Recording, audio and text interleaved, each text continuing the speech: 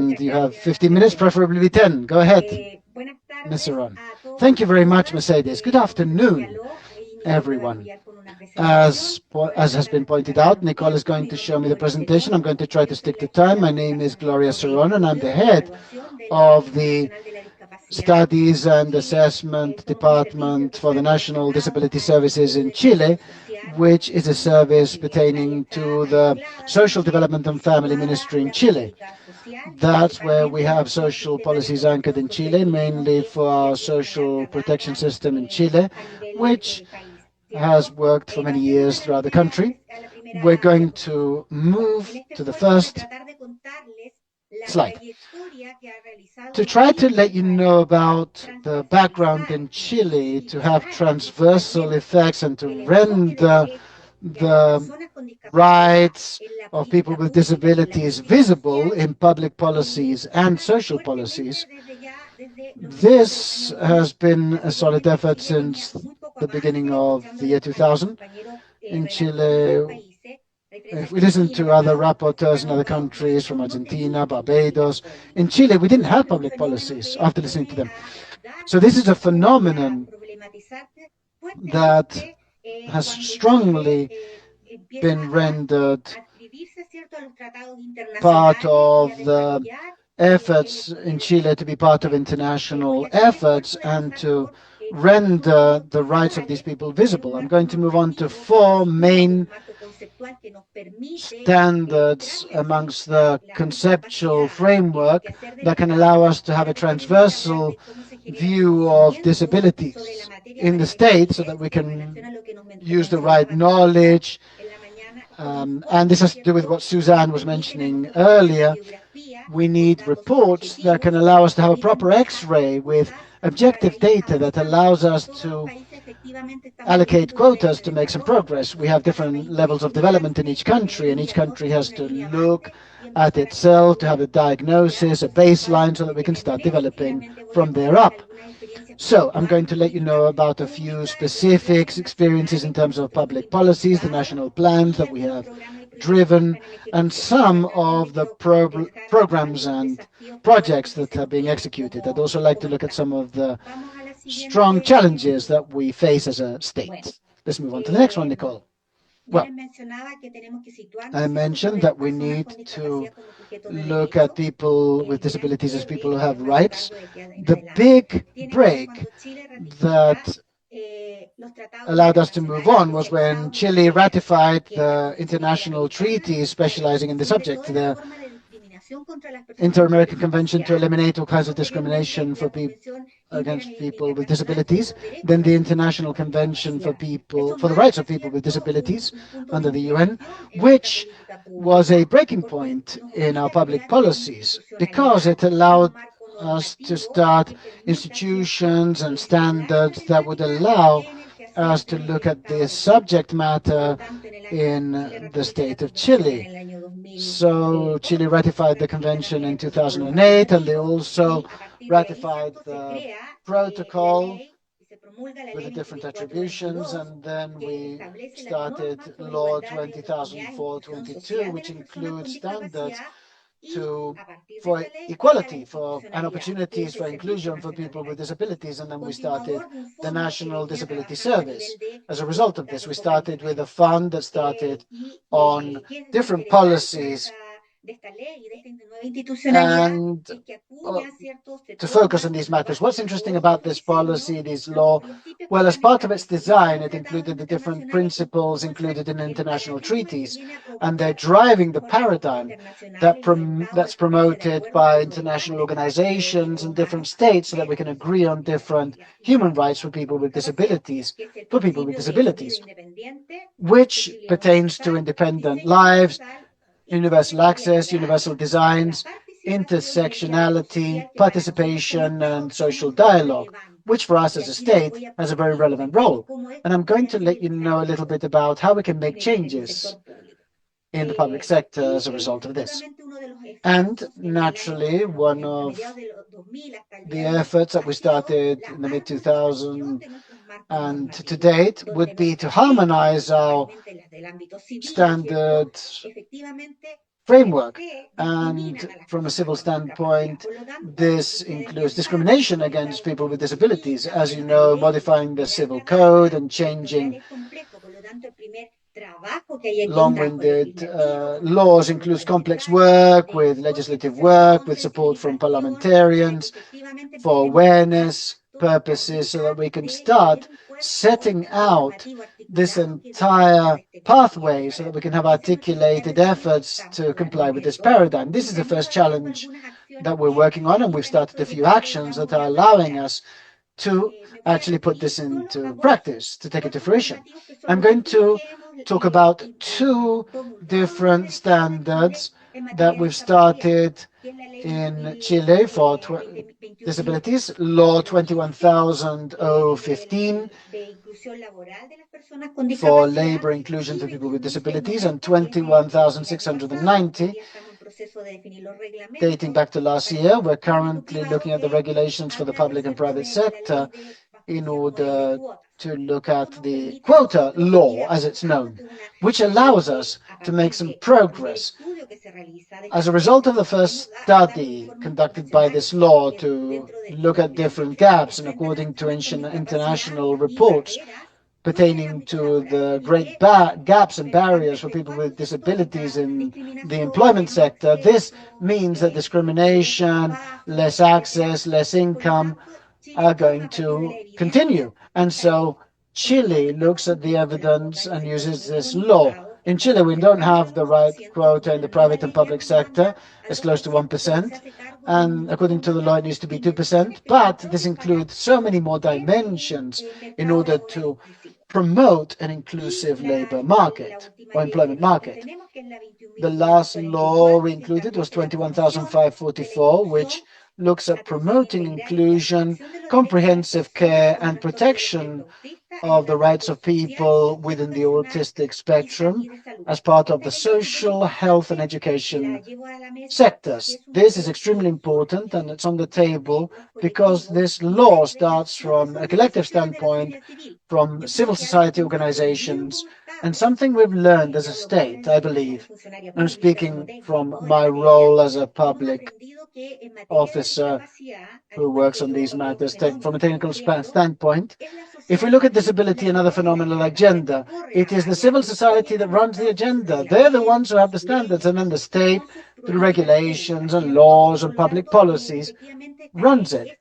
So this law has been driven from the civil society. Parliament undertakes this, and currently the state is looking at determining the strategy for implementation of this law, especially for health, education, employment, and access to justice purposes. What does the National Disability Service role pertain? Well, we need to articulate efforts between different sectors, employment, the Ministry of Education. We need to articulate efforts in such a way that we can effectively develop a transversal agenda in this regard. So let's move on to the next one. Okay, so now we're talking about people with disabilities who have actual rights. They're subjects with rights. Let's move on to the next one. Okay, so if we look at this standard framework, as we mentioned, this validates a model that wants to reinforce the development and the paradigms behind it. We have the social model that's validated in terms of human rights in different countries. So we need to look at the evidence. Chile is looking at different disability studies that we didn't have in our countries. We had an old, very medically orientated model in Chile, but in 2015 in Chile, we started the second disability national study, which is a specialized survey which includes all the different dimensions included in the convention. And the most interesting part about this study, because later on there's a 2022 study, and then there's a third series coming up, allows us to have a baseline of the life cycle of people with disabilities and those who don't have it, so that we can identify different gaps. But regarding this has to include all the different aspects of human development, which is important because it allows us to develop public policies. And then we can match it up with other administrative or census records. Soon we'll have the results for this, and this includes a proxy on disabilities so that we can start focusing on specific programs and controlling them. But this allows us also to identify barriers, access to transport, participation, and to see what the different public policies we need to uphold and what they are. In 2015, 2016, we started with the labor inclusion law, employment inclusion law, plan for accessibility. In terms of education, we're doing quite well. According to the data, it shows that in Chile, the average of education years amongst population with disabilities around 12 years, and those without disabilities 10 years. So we've started moving that. We've started to improve that. Unlike other sectors. This slide we're looking at now includes a couple of pieces of data. The national prevalence in Chile is 17%. That's the prevalence for people with disabilities nationwide. We're talking about around 3,200,000 people who are currently considered disabled according to their conditions. This is similar to the world trends. If we look at disabilities by gender, there's a difference. There's a higher prevalence of disability amongst women, amongst females. And another thing that is prevalent is that there's an increscendo curve. The higher the age, the higher the prevalence of disabilities, because when people with disabilities have contextual and environmental barriers, they start losing their capacities and they have more difficulties for performance and behavioral aspects that have to do with disabilities. This entails higher levels and higher prevalence according to age. The studies here, as part of the National Disability Service links, you can have all this. You can look at all the studies, analyses, and methodologies, measurement methodologies. This is in terms of public policies. I was listening to my other colleagues, and I don't want to leave this aside in the presentation. When we look at the Washington group in terms of the population census, we 1.5 months ago included this in terms of general results. In a couple of months, we'll have the disability data in different communities, which will allow us to improve social policies and to focus on these aspects. Let's move on to the next one. I'd just like to let you know that we have 3 minutes left. Thank you very much. Okay, I'm going to go through this very quickly. So national policies, plans, programs. In Chile, we have a national policy to include people with disabilities for inclusion. And it's already run out, so now we have a challenge and we need to update it. But we've already built that policy, and you can see this image. It shows participation and social dialogue. I mentioned this as a principle, and I've highlighted it throughout my presentation. Public policies and programs and everything that pertains to people with disabilities and affects them directly must be built. And the national policy in this period was ran throughout the country with participating methodologies and accessibility that allow us to look at different dimensions according to data, the studies, by looking at the different gaps, but according to the challenges in international treaties. So we have an empowered citizenship, and that's how we got the policy. In Chile, we closed that policy and we need to update it. We have the National Qualifications and Certification Program for Disabilities in Chile, which means that we have a psychological and social model behind it. There are many things to improve. We're working on the different processes. 3-4 years ago, we have 300,000 people. Now we have close to 600,000 people in the records, and they have direct benefits. We need to improve this registration, naturally, according to these benefits and new laws. Citizens want to be part of the records so that they can have access to certain benefits. Thus, the demand has increased, and as a state, we're compelled to simplify the process. There's a process led by the National Disability Service. I'd like to highlight the National Inclusive Policy for People with Disabilities. This is great progress in terms of health for those who are working in the health sector to recognize disabilities, for a national plan that was built with the civil society with recommendations of the World Health Organization and technical recommendations that were issued a couple of months ago. It's important to point out that this policy is under approval of political authorities, but it's already available. And the consultation is very important because it looks at the different rights of people with disabilities, the patients, and it includes screening, early detection, and other matters that are recommended by the World Health Organization.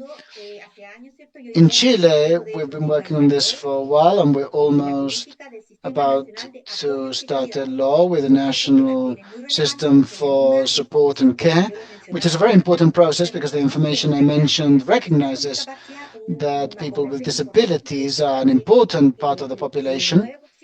Almost 9% so, percent are dependent. They have someone taking care of them, and this is a phenomenon that the states have to look at. There's a need for personal assistance and support amongst people so that they can follow their lifetime projects from an educational standpoint, employment, and that's why the national support and care system responds to this phenomenon. From a social standpoint, our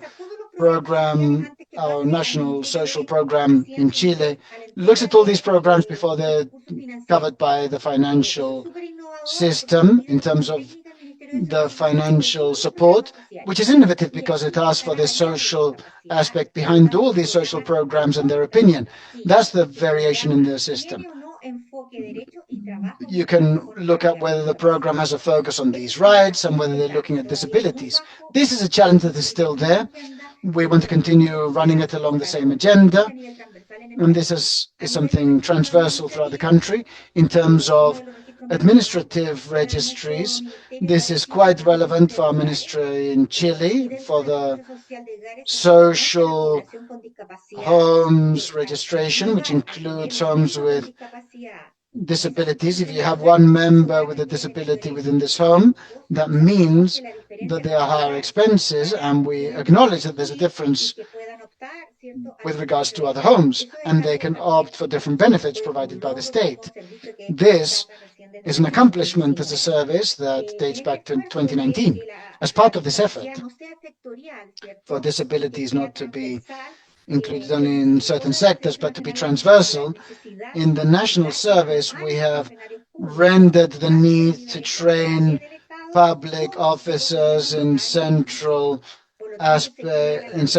government as well as different municipalities visible. So we started the Senadis course for public officials in terms of use of language, laws, accessibility, and different transversal matters that will allow the latter to have the right competencies and knowledge so that throughout their daily tasks in each of the different ministries and sectors, they can actually include people with disabilities as part of their design. Instead of just having programs for people with disabilities, it needs to be part of their design. And another aspect I wish to highlight is the unified technical catalog for technical support. In Chile, the technical support is provided by different institutions, the Ministry of Education, Social Development, the National Disability Service in this case, as well as health. Some of them are guaranteed universally, and others are part of a assignment process, which are part of the social policies. This catalog includes an effort to have a single instrument with all the technical support. Currently, it's being updated. This is the second version, I understand.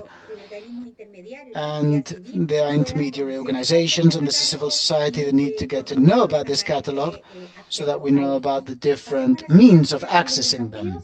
Let's move on to the next part, which is the challenges. Sorry, Ms. Saram, we need to finish this as soon as possible. Yes, I'm only going to talk about two challenges. If we look at the national policy, we need to update it, and we also need to have a direct budget that needs to be assigned, and then decentralizing policies.